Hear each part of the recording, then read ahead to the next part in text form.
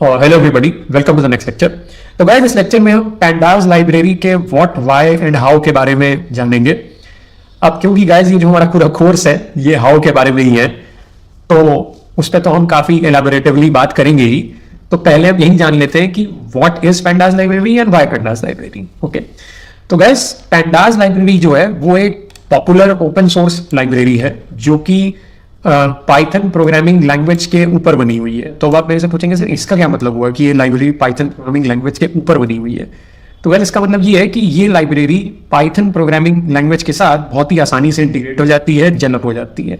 अब उसका फायदा ये होता है कि कोई भी ऐसा पर्सन जिसको ऑलरेडी पाइथन प्रोग्रामिंग आती है या जो ऑलरेडी पाइथन लैंग्वेज में कुछ टाइम से कोडिंग कर रहा है या जो अभी अभी पाइथन लैंग्वेज या पाइथन प्रोग्रामिंग सीख करके आ रहा है, उसके लिए इस लाइब्रेरी की जितनी भी चीज़ें हैं, जैसे कि इसके डेटा स्ट्रक्चर्स है और उन डेटा स्ट्रक्चर्स पे काम करने वाले जो pre defined built in functions है, उनको तेजी से सीखना बहुत आसान हो जाता है।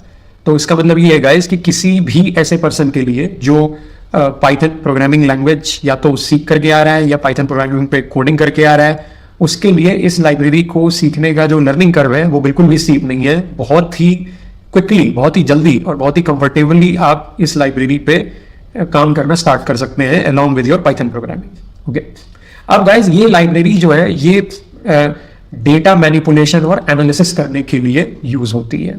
ठीक है, किस डेटा की बात हो रही है गाइस यहाँ पे? देखिए गाइस, डेटा यहाँ पे कोई सा भी डेटा हो सकता है।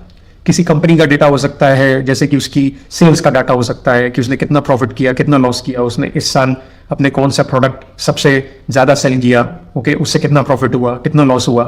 बहुत सारी इस तरीके की चीजें हो सकती हैं। या फिर आप इसी कोर्स से रिलेटेड स्टूडेंट्स का डाटा ले लीजिए कि इस कोर्स को जो स्टूडेंट्स कर रहे हैं उनमें से हर स्टूडेंट का एजुकेशनल बैकग्राउंड क्या है, वो स्टूडेंट है या वर्किंग प्रोफेशनल है, ओके, वो किस सिटी से है, ठीक है, वो बेसिकली क्या काम करता है, ठीक है, इस तरीके की चीजें हैं गाइस।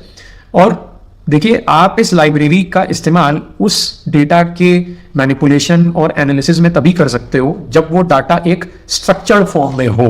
तो गाइस यहाँ पे स्ट्रक्चर से क्या मतलब है? स्ट्रक्चर का मतलब है कि एक टेबल की फॉर्म में होना चाहिए वो डाटा। टेबल का मतलब जिसमें कुछ रोज होंगी, कुछ कॉलम्स होंगे। जैसे कि गाइस आप एक्सेल शीट में देखते ही हो कि हम जब कोई भी डाटा एक्सेल शीट में पोर्ट करते हैं तो उसमें रोज और कॉलम्स की फॉर्म में होता है हमारा डाटा। ओके, तो वो डाटा आपका टेबल की फॉर्म में होना चाहिए, तभी आप इस लाइब्रेरी का यूज करके उस डाटा के ऊपर मैनिपुलेशन कर सकते हैं, उसकी क्लीनिंग कर सकते हैं, उसका एक्सप्लोरेटरी एनालिसिस कर सकते हैं। ठीक है, ये सारे काम आप इस लाइब्रेरी की मदद से उस स्ट्रक्चर डेटा पे परफॉर्म कर सकते हैं। ओके, अब गाइस